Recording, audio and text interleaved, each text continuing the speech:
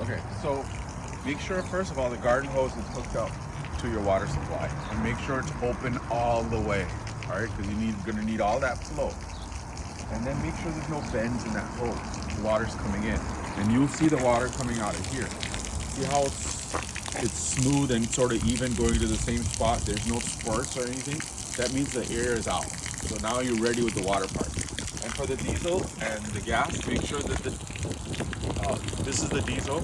Make sure that it's at least half full. If it's not, it'll siphon some in, and then you have trouble because the pickup is down at the bottom, but it's not touching the bottom. Same is true with the gas.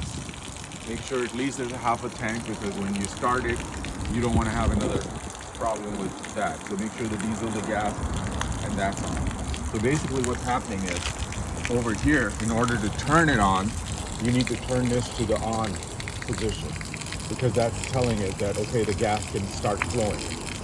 And then this is your choke. This goes this way to choke it. Usually only use that in the morning, the first job, because the machine isn't hot and it needs a little bit more gas in there.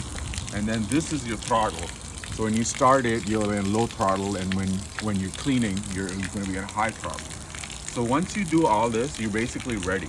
But the heat isn't going to work until you actually hook up your wand to it. And then when you start the machine, you're going to have to hold this down, and then you're going to crank it.